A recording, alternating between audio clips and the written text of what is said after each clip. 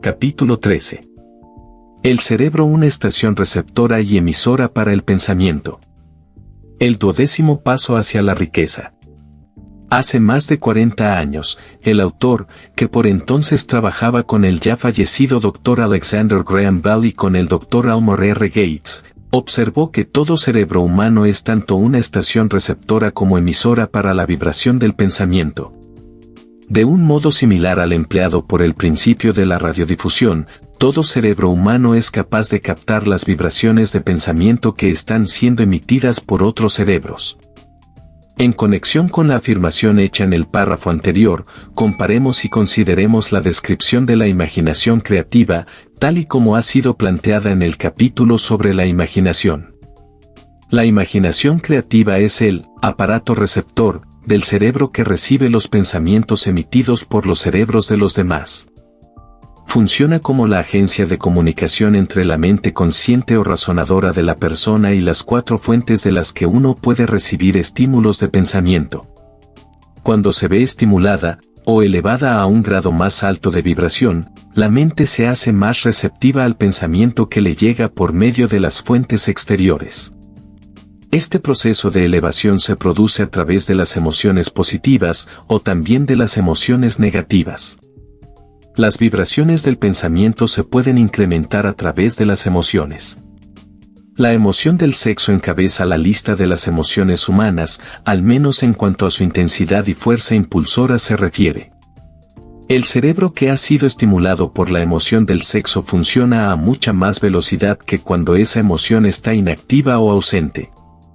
El resultado de la transmutación del sexo es el aumento del pensamiento hasta un nivel tan elevado que la imaginación creativa es altamente receptiva a las ideas. Por otro lado, cuando el cerebro funciona a una velocidad rápida, no solo atrae pensamientos e ideas emitidas por otros cerebros, sino que proporciona a los propios pensamientos ese mismo sentimiento, que es esencial para que el subconsciente capte los pensamientos y actúe sobre ellos. El subconsciente es la estación emisora del cerebro a través de la cual se emiten vibraciones de pensamiento. La imaginación creativa es el aparato receptor a través del cual se captan las energías del pensamiento. Junto a los importantes factores del subconsciente y la facultad de la imaginación creativa, que constituyen los aparatos receptores y emisores de la maquinaria mental, considere ahora el principio de la autosugestión, que es el medio a través del cual usted puede poner en funcionamiento su estación radiodifusora. Las instrucciones descritas en el capítulo sobre la autosugestión le han informado con claridad del método mediante el que se puede transmutar el deseo en su equivalente monetario. El manejo de su estación radiodifusora mental es un procedimiento relativamente sencillo.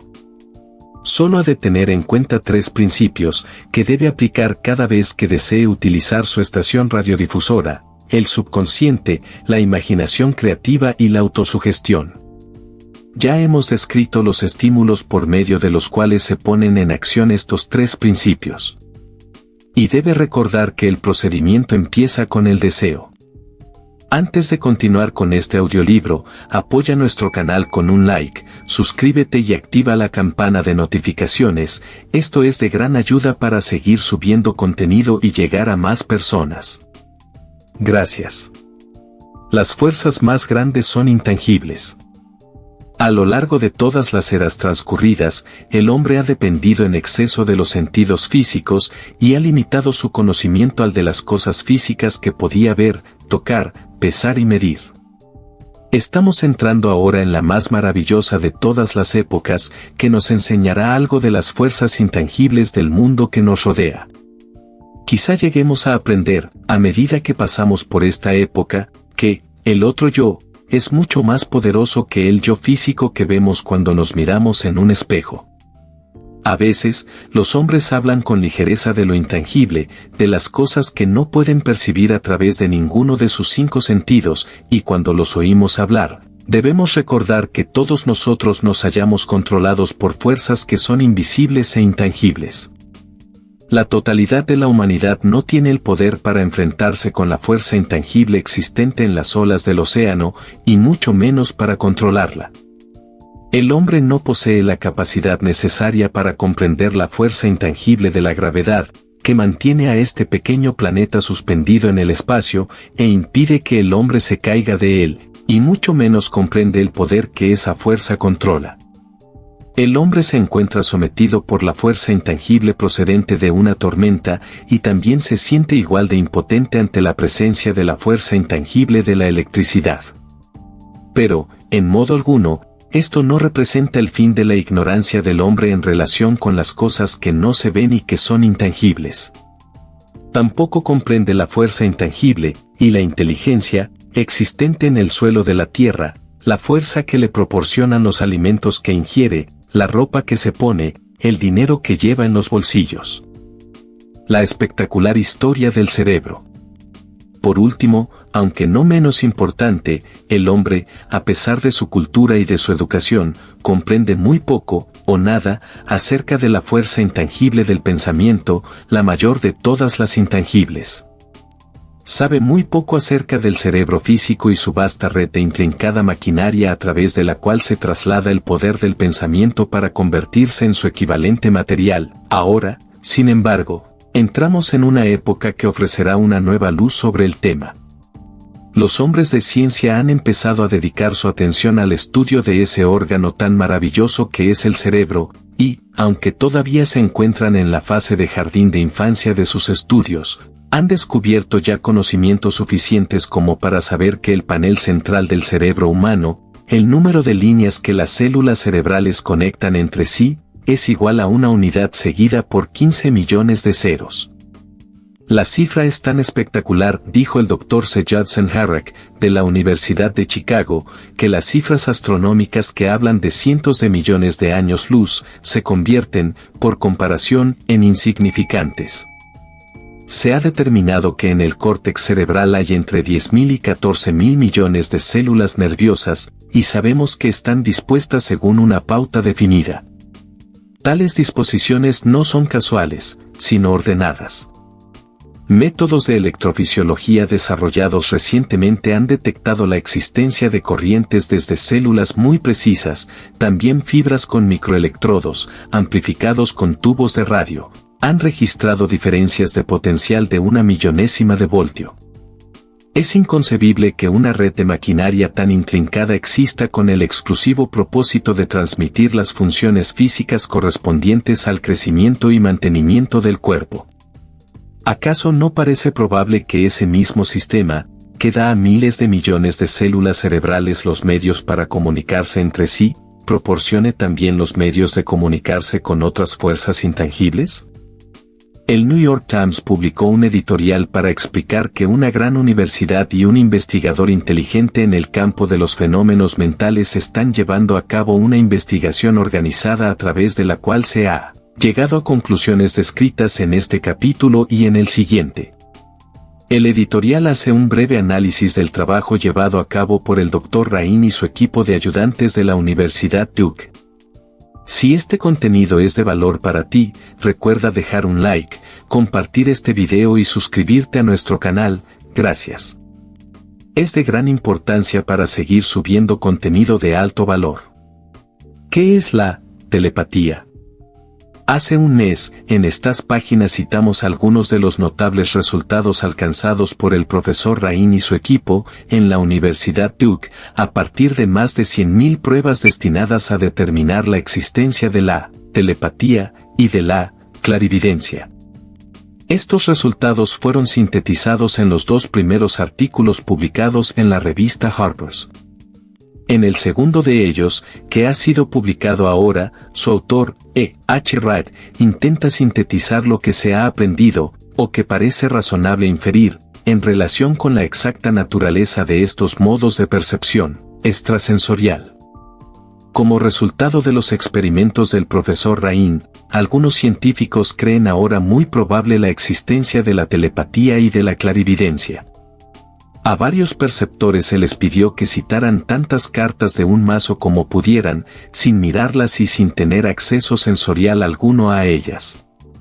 Se descubrió a un puñado de hombres y mujeres capaces de reconocer correctamente y con regularidad y tantas cartas que no había una sola posibilidad entre 1.000.000 de millones de que hubiera ocurrido así por casualidad.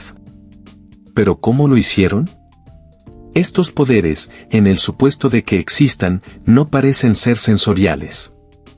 No se conoce la existencia de ningún órgano que lo justifique.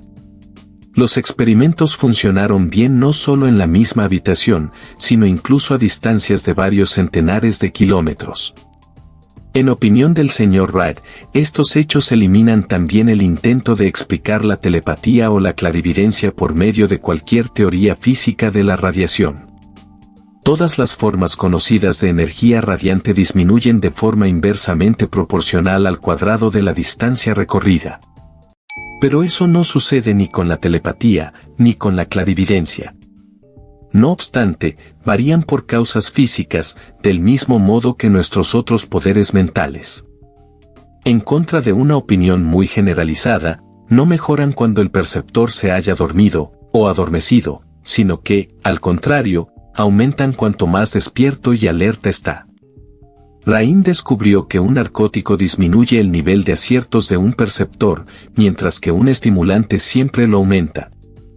Al parecer, el perceptor más fiable no puede alcanzar una buena puntuación a menos que intente hacerlo lo mejor que pueda. Una de las conclusiones a las que Wright llega con cierto margen de confianza es que la telepatía y la clarividencia son un mismo y único don. Es decir, la facultad que permite ver un naipe que está boca abajo sobre una mesa parece ser la misma que le permite leer el pensamiento que reside en otra mente. Hay varios motivos para creerlo así. Por el momento, por ejemplo, estos dos dones se han descubierto en toda persona que disfruta de uno de ellos. En todas esas personas, ambos dones han sido de un vigor igual y casi exacto. Las pantallas, las paredes, las distancias no tienen el menor efecto sobre ninguno de ellos. A partir de esta conclusión, Wright se atreve a exponer lo que, en su opinión, no es más que un simple presentimiento, en el sentido de que también otras experiencias extrasensoriales pueden formar parte de la misma facultad, como los sueños proféticos, las premoniciones de desastres y otras facultades similares. Al lector no se le pide que acepte ninguna de estas conclusiones, a menos que le parezca necesario hacerlo, pero las pruebas que Rain ha recopilado siguen siendo impresionantes. Como unir mentes en un equipo de trabajo.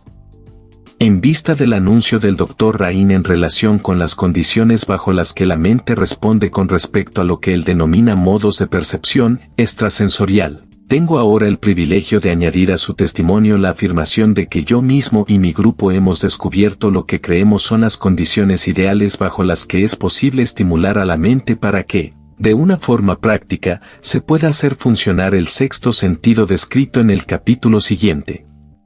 Las condiciones a las que me refiero consisten en una estrecha alianza de trabajo entre dos miembros de mi equipo y yo. Gracias a la experimentación y la práctica hemos descubierto cómo estimular nuestras mentes, mediante la aplicación del principio utilizado en relación con los consejeros invisibles, descritos en el capítulo siguiente, de tal modo que, mediante un proceso de fusión de nuestras tres mentes en una sola, podemos encontrar la solución a una gran variedad de problemas personales presentados por mis clientes. El procedimiento es muy sencillo. Nos sentamos ante una mesa de conferencias, exponemos con claridad la naturaleza del problema que hemos de considerar, y, a continuación, empezamos a hablar de él. Cada uno de nosotros contribuye con aquello que se le ocurre. Lo más extraño de este método de estimulación mental es que sitúa a cada uno de los participantes en comunicación con fuentes de conocimiento desconocidas claramente situadas al margen de nuestra propia experiencia. Si usted comprende el principio descrito en el capítulo sobre el Mastermind, reconocerá, sin lugar a dudas, el procedimiento de mesa redonda descrito aquí como una aplicación práctica del Mastermind. Este método de estimulación mental, a través de una discusión armoniosa de temas concretos, efectuada entre tres personas, ilustra el empleo más sencillo y práctico de lo que es el Mastermind. Al adoptar y seguir un plan similar, cualquier estudiante de esta filosofía puede entrar en posesión de la famosa fórmula Carnegie, brevemente descrita en la introducción. Si eso no significó nada para usted en el momento de leerla, marque esta página para continuar luego la lectura, y vuelva a leer la introducción en cuanto haya terminado este capítulo. La escalera del éxito nunca está abarrotada en lo más alto. Aquí termina el capítulo 13. Si quieres profundizar mucho más en este valioso conocimiento, te invito a que adquieras este libro físicamente, ve al link que está en la descripción. Recuerda suscribirte, activar la campana de notificaciones y pasar al capítulo siguiente.